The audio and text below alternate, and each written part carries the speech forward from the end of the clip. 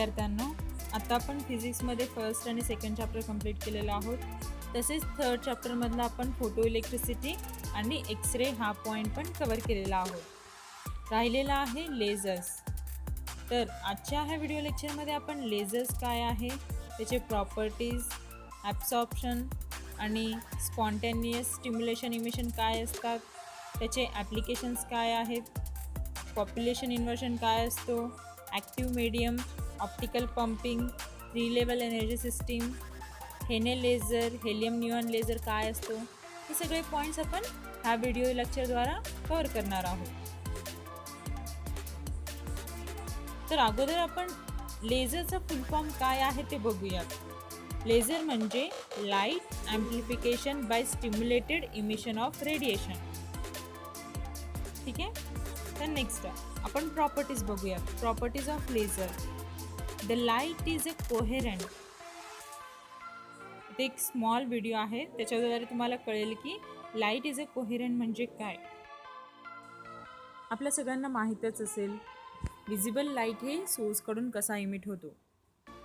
तर जेव्हा ॲटममधले इलेक्ट्रॉन्स हे एक्सायटेड स्टेटमध्ये असतात तर ते एका स्टेटपासून ते दुसऱ्या स्टेटकडे जंप होत असतात. हायर स्टेटपासून ते लोअर स्टेटकडे येत असतात. तर त्याला काय म्हणायचं, ट्रान्झिशन. मग आपलं जे काही ऑर्डिनरी लाईट असतो त्यामध्ये इलेक्ट्रॉनिक ट्रान्झिशन हे रँडमली होत असतो. म्हणजे त्याला एक फिक्स ठराविक वेवलेंथ असं नसतो.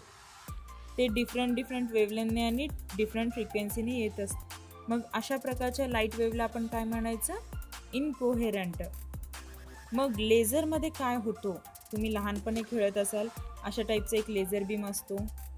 लाईट एकाच डायरेक्शनला फ्लो होत असतो, म्हणजेच काय, कोहेरन्स. ठीक आहे. मग अशा टाईपच्या लेझरमध्ये इलेक्ट्रॉनिक ट्रान्झिशन हे एका ऑर्डिनरी वेने जात असतात. म्हणजे काय, त्याचं वेवलेंथ हे फिक्स असतो. मग अशा टाईपच्या वेवलेंथला आपण काय म्हणायचं, टेम्पोरल कोहेरन्स. आणि जास्त प्रमाणात कोहेरन्स म्हणजे इनकोहेरन्स, ते नॉईज क्रिएट करत असतात. मग ह्यालाच ऑप्टिकल नॉईज असं म्हणतात. मग नॉईज म्हणजेच काय, तिथे साऊंड क्रिएट होतात. अशा टाईपच्या लेझर लाईटमुळे तिथे एक साऊंड क्रिएट होतो, त्याला ऑप्टिकल म्युझिक असं म्हणतात. कोहेरन्सच्या कॅरेक्टरिस्टिकमुळे लाईट लेझर हे जास्त पॉवर प्रोड्यूस करतो, 10⁻13 वॅट एवढा. आणि हे एका स्मॉल नॅरो स्पेसमध्ये फोकस असल्यामुळे त्याचं डायमेन्शन 10⁻⁻6 मीटर एवढा असतो. कोहेरन्समध्ये लाईट वेव्ह सेम फेजमध्ये असतात. मग the light with waves all exactly in same phase म्हणजे एकाच डायरेक्शनला असतात, त्याला कोहेरन्स असं म्हणतात. त्याच्यानंतर नेक्स्ट काय आहे, light is a monochromatic. The light whose waves all have the same frequency or a wavelength. Monochromatic किंवा मोनोक्रोमॅसिटी हे लाईटचा अजून एक इम्पॉर्टंट प्रॉपर्टी आहे. मोनोक्रोमॅटिक म्हणजे तो एकाच कलरमध्ये असतो आणि त्याचा वेवलेंथ हा सेम असतो, त्यामुळे लाईटचा इंटेन्सिटी हा जास्त असतो. ऑर्डिनरी लाईट हा व्हाईट लाईट असतो. आता व्हाईट लाईट म्हणजे काय, सगळे कलर्स आले त्यामध्ये. पण लेझर लाईट ही मोनोक्रोमॅटिक आहे, म्हणजे तो एकाच कलरमध्ये असतो. वन कलर म्हणजे काय, त्याचा वेवलेंथ पण सेम असतो.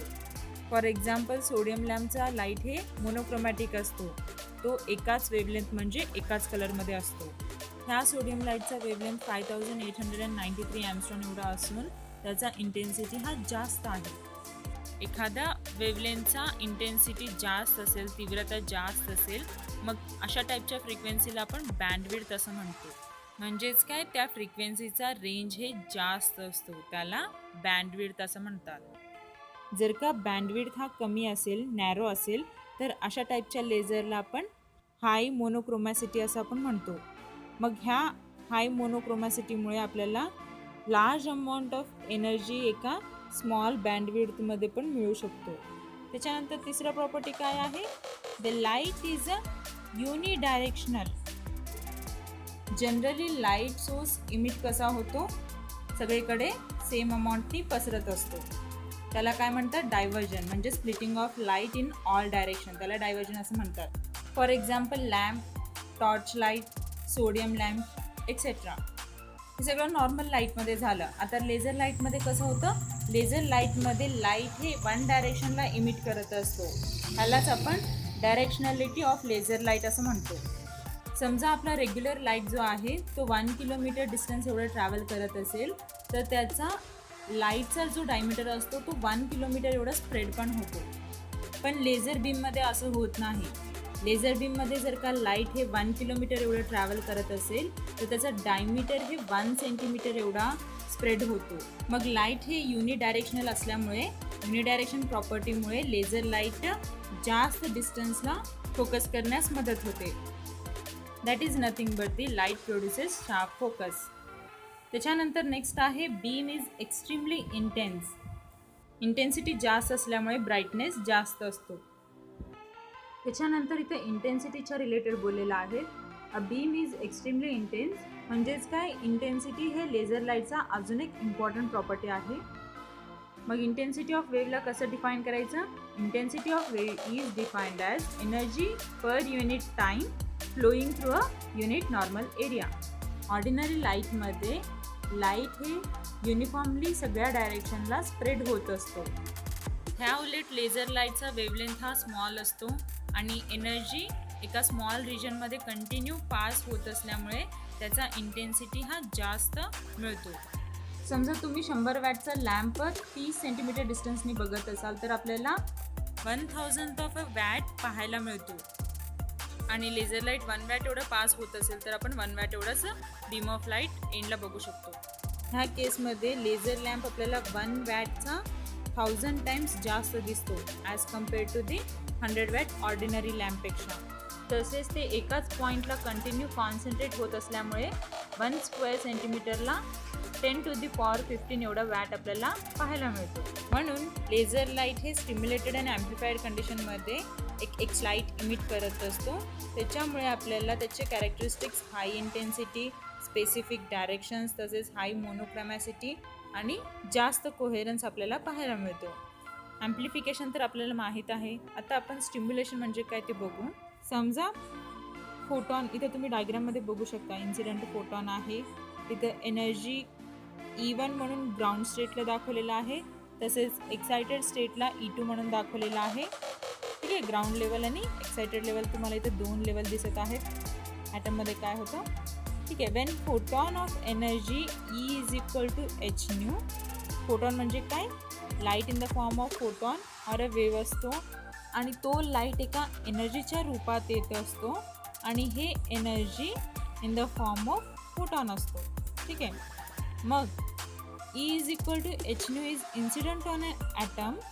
जेव्हा हे फोटॉन पार्टिकल ॲटमवरती इन्सिडेंट होईल देन ॲटम गेट एक्सायटेड. म्हणजे जेव्हा फोटॉनचा एनर्जी ॲटमवरती पडतो तर ते ॲटम एक्सायटेड होतो. आपल्याला माहीत आहे की ॲटमचे एनर्जी लेवल्स असतात. मग ते एनर्जी लेवल्स लोअर एनर्जी स्टेटपासून ते हायर एनर्जी स्टेटकडे जातो.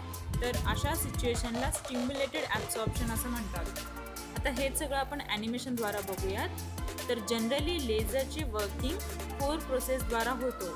पहिला आहे ॲब्सॉर्प्शन, दुसरा आहे स्पॉन्टेनियस इमिशन, तिसरा आहे पंपिंग अँड पॉप्युलेशन इन्व्हर्शन आणि चौथा आहे stimulated emission of electromagnetic radiation. आता आपण हे सगळं डिटेलमध्ये बघू. पहिला आहे ॲब्सॉर्प्शन. आपल्याला माहीत आहे की ॲटम डिफरंट एनर्जी स्टेट्समध्ये असतात. इथे आपण 2 एनर्जी स्टेट कन्सिडर करू. ठीक आहे, एक आहे EG म्हणजे ग्राउंड स्टेट आणि दुसरा आहे EX म्हणजे एक्सायटेड स्टेट. जेव्हा इलेक्ट्रोमॅग्नेटिक एनर्जी ॲटमवरती पडतो तिथे आपण लाईटचा फोटॉन फ्रिक्वेन्सी न्यू आहे कन्सिडर करत आहोत. तर electromagnetic energy is equal to the difference of EG minus EX that is equal to hν. जेव्हा फोटॉनचा एनर्जी इलेक्ट्रॉनवरती पडतो तर ते ॲब्सॉर्ब होऊन एनर्जी लेवल ग्राउंड लेवलपासून ते एक्सायटेड स्टेटकडे जम्प करतो. आता आपण स्पॉन्टेनियस इमिशन काय असतं ते बघू. आता ऑलरेडी आपण डिस्कस केलं की इलेक्ट्रॉन हे ग्राउंड स्टेटपासून ते एक्सायटेड लेवलकडे जम्प करतो, पण ते लॉंगर टाईमपर्यंत एक्सायटेड स्टेटकडे राहू शकत नाही. थोड्या वेळाने ते पुन्हा ओरिजिनल स्टेट म्हणजे ग्राउंड स्टेटला येतो, कारण त्याचा फोटॉन एनर्जी तिथे लॉस झालेला असतो. फोटॉन्स तरी एका फेजमध्ये नसतं आपल्याला माहीत आहे, मग ते आपण इनकोहेरंट ऑफ लाईट म्हणून कन्सिडर करतो. म्हणून इलेक्ट्रॉनचा एनर्जी तो स्वतः रिलीज करतो आणि ग्राउंड स्टेटला येतो. त्याला स्पॉन्टेनियस इमिशन असं म्हणतात. मग वेळेनुसार इलेक्ट्रॉनचं transition one form to the another form randomly आपल्याला दिसतो. Spontaneous emission is defined as the process in which electrons in the excited atom are released on their own from their higher energy state to the lower state ground. आता हे सगळे points तुम्ही video pause करून नोटबुकमध्ये लिहा.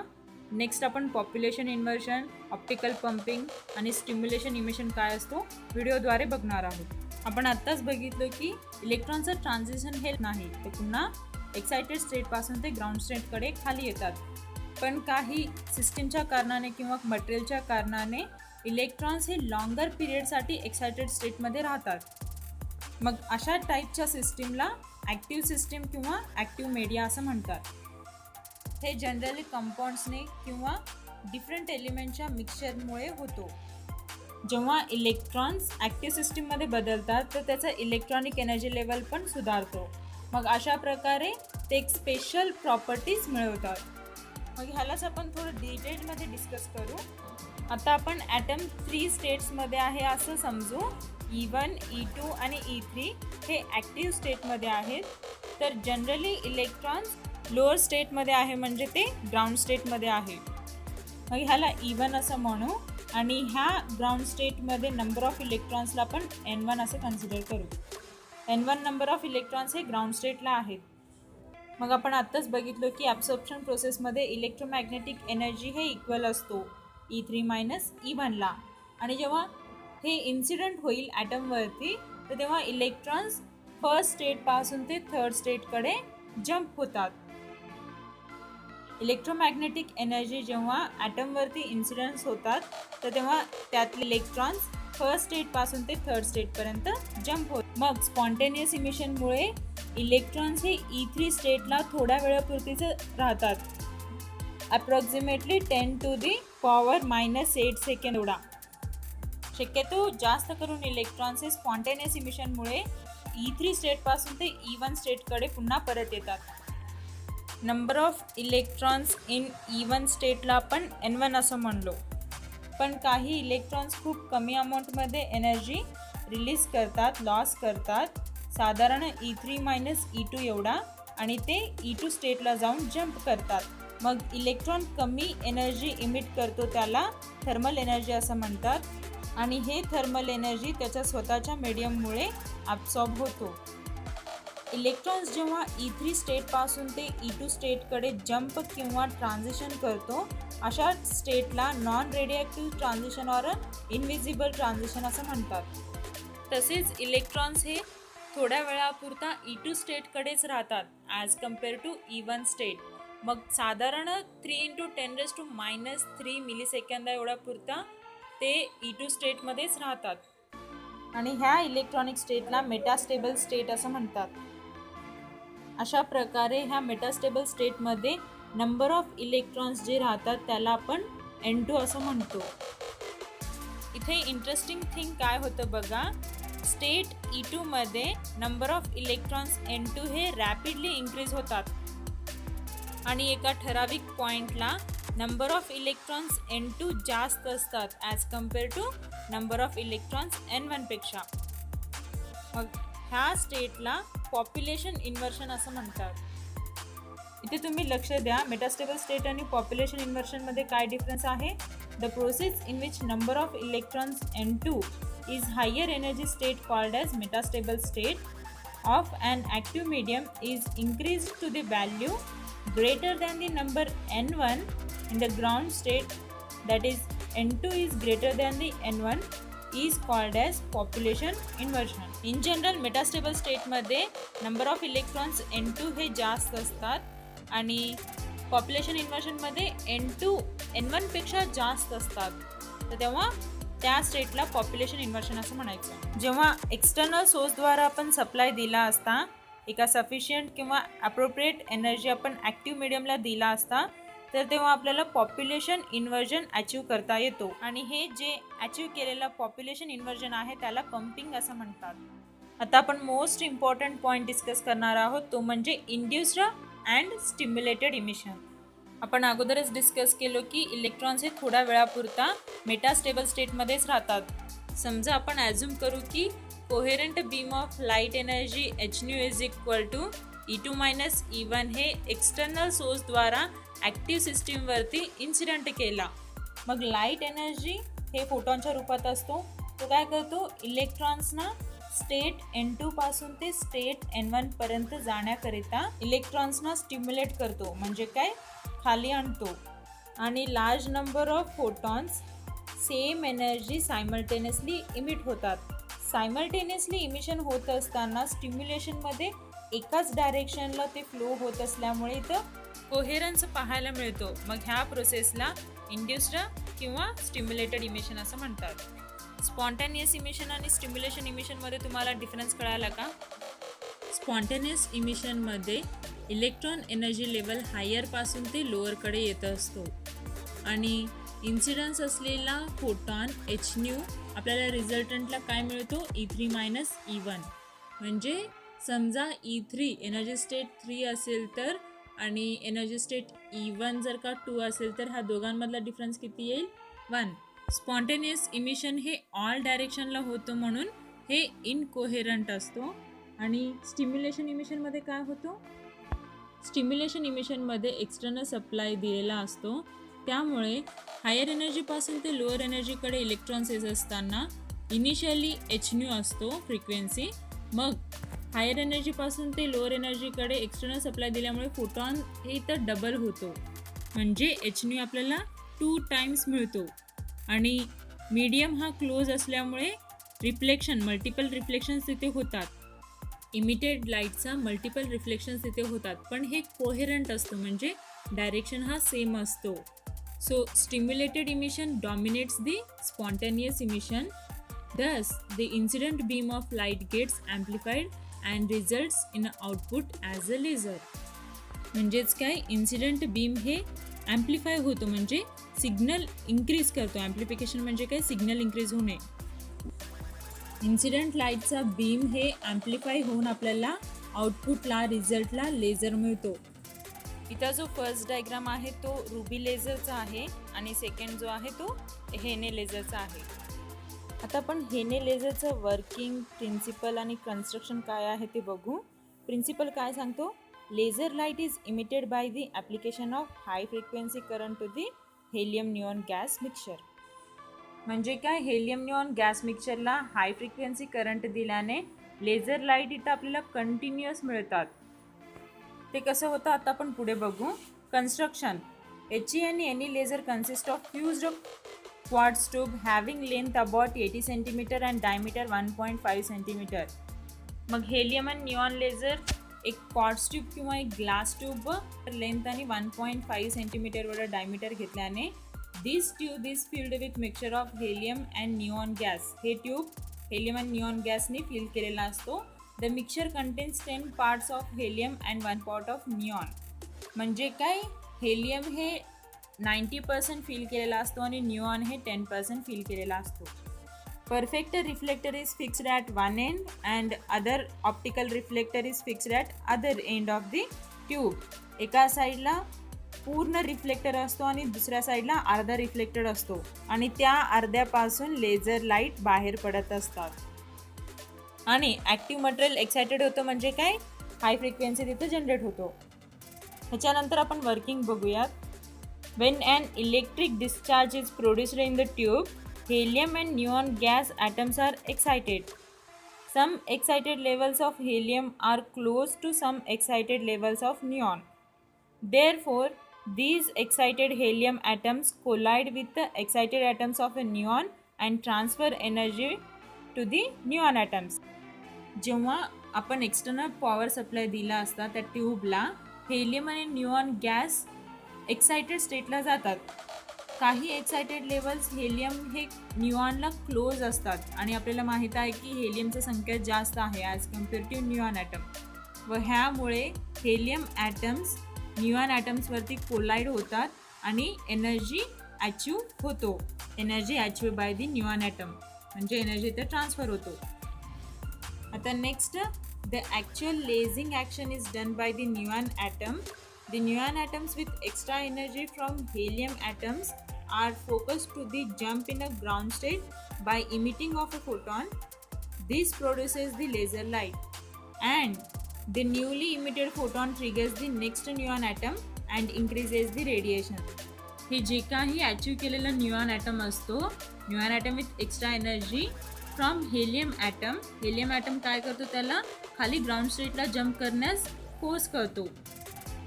Already ते एका HNUने खाली येत असतो आणि अजून एक फोटॉन एनर्जी त्याच्यावरती पडल्याने ते आपल्याला डबल HNU देतात. आणि डबल HNU असेल तर 4 टाइम्स HNU मिळतात, आणि 4 टाइम्स HNU असेल तर आपल्याला मल्टिपल फोटॉन्स मिळतात. जो लाईट असतो तो लाईट त्या HNU वरती पडून रिफ्लेक्शन होऊन पुन्हा बॅकला येतो. जो ग्लास ट्यूब आहे ना, मिरर रिफ्लेक्शन, तिथून पुन्हा बॅकला येतो आणि जो हाफ पार्शियली आहे तिथून लेझर बाहेर पडतो. हेन्स प्रोड्युसेस दी लेझर लाईट. मग हेच न्यूऑन ॲटम दुसऱ्या न्यूऑन ॲटमला ट्रिगर करत असतो. न्यूली क्रिएट झालेला फोटॉन दुसऱ्या न्यूऑन ॲटमला ट्रिगर करत असतो आणि त्यामुळे रेडिएशन्स इन्क्रीज होत जातात. Thus, coherent monochromatic unidirectional laser is produced by the Hene laser gas. The energy level diagram of Hene laser इथे खाली दाखवलेला आहे बघा. जेव्हा पंपिंग सोर्स दिलेला असतो तर तेव्हा इलेक्ट्रिक डिस्चार्ज प्रोड्यूस होतो. हा इलेक्ट्रिक पंपिंग जेव्हा हेलियम ॲटमवरती कोलाइड होतो, फर्स्टली हे हेलियम ॲटम H2 आणि H3ला एनर्जी लेवलला एक्साइट करतो. इथे H2 आणि H3 लेवलला मेटास्टेबल ॲक्ट होतो. Due to metastable state helium atom पुन्हा ग्राउंड स्टेटला येऊ शकत नाही, तर इथं स्पॉन्टेनियस इमिशन होत नाही. मग इथं मॅक्झिमम पॉसिबिलिटीज काय आहेत, इथं फक्त आणि फक्त एनर्जी ट्रान्सफर होऊ शकतो. इथे हेलियम ॲटमचा न्यूऑन ॲटमवरती एनर्जी फक्त ट्रान्सफर होऊ शकतो. तर हे excited helium atom energy transfer करतो न्यूऑन ॲटमच्या ग्राउंड स्टेटला. That is helium is helping neon atom to get excited. कारण हेलियम ॲटमचा ॲटॉमिक नंबर 2 आहे आणि न्यूऑनचा 10, तर न्यूऑन ॲटम लवकर एक्साइटेड होत नाही. मग large number of atoms neon ॲटमला एक्साइट करण्यास मदत करतात. तसेच हे ग्राउंड स्टेट न्यूऑन ॲटम N4ला एक्साइट करतात. मग कंटिन्युअस न्यूऑन ॲटमच्या एक्साइटेशनमुळे पॉप्युलेशन इन्व्हर्जन इथे तयार होतो. इथे आपल्याला N6 ते N3 ट्रान्झिशन एनर्जी ट्रान्झिशन्स पाहायला मिळतात. मग न्यूऑन ॲटम N3 लेवलला डिॲक्साइट करतो आणि N2ला स्पॉन्टेनियस इमिशनमुळे photon around 6328 angstrom wavelength emit करतो. जेव्हा N2कडे नॅरो डिस्चार्ज ट्यूब वापर केला जातो, मग न्यूऑन ॲटम्स N2 लेवलला डिस्चार्ज ट्यूबला जाऊन मिक्सरच्या वॉलला कोलाइड करतात आणि तेव्हा ते डिएक्साइट होऊन पुन्हा ग्राउंड लेवल N1ला येतात. ओव्हरऑल इथं एक्सायटेशन आणि डिएक्सायटेशन कंटिन्यू होतो व त्यामुळे आपल्याला कंटिन्युअस लेझर ट्रान्झिशन मिळतात. रुबी लेझरमध्ये आपल्याला डिस्कंटिन्युअस लेझर लाईट मिळतो, ते कंटिन्युअस लेझर लाईट मिळतात. आता आपण नेक्स्ट ॲप्लिकेशन्स बघूया. लेझर लाईट हे मेडिकल अप्लायन्सेस तसेच इंजिनिअरिंग ॲप्लिकेशन्समध्येही यूज करतात. लेझर लाईट्स हे एनग्रेविंग, एम्बॉसिंग तसेच प्रिंटिंग लाईक नंबर प्लेट किंवा नेम प्लेट प्रिंट करण्याकरता यूज करतात. तसेच लेझर लाईट एकाच पॉईंटला कंटिन्यू पास होत असल्यामुळे तिथं हीट प्रोव्हाइड होतो आणि तेच आपण कटिंगसाठी, ड्रिलिंगसाठी किंवा वेल्डिंगसाठी उपयोग करू शकतो. तसेच लेझर लाईट हे होलोग्राफी म्हणजे डिफरंट लाईट्स हे रिसर्च करण्याकरता पण यूज करतात. तसेच लेझर लाईट हे कम्प्युटर प्रिंटर, 3D आणि लेझर स्कॅनर्समध्ये पण यूज करतात. लेझर लाईट हे हीट कंट्रोल करण्याकरता पण यूज करतात आणि लेझर लाईट हे डाटा ट्रान्सफर करण्यासाठी ऑप्टिकल फायबरमध्ये एका कम्प्युटरपासून ते दुसऱ्या कम्प्युटरपर्यंत डाटा ट्रान्सफर करण्यासाठी पण यूज करतात. आणि लेझर लाईट हे फ्लॉज किंवा काहीतरी डिफेक्ट असेल तर मटेरियलमध्ये त्याचा पण रिकवर आपण लेझर लाईट थ्रू करू शकतो. तसेच आपण लेझर लाईटचा मेडिकल अप्लायन्सेसमध्येही यूज करतो. आपण ऐकलंच असेल सर्जरी लेझर ट्रीटमेंटबद्दल. सर्जरीलेस आय ट्रीटमेंट आपल्याला करता येतो. सर्जरीलेस ट्रीटमेंट आपल्याला बॉडी पार्ट्सचं पण करता येतो. तसेच बॉडी पार्ट्सचं स्कॅनिंग हे लेझरमार्फत आपल्याला करता येतो. मग लेझरवरती तर काही इम्पॉर्टंट MCQs आहेत ते तुम्ही नोट करा. थँक्यू.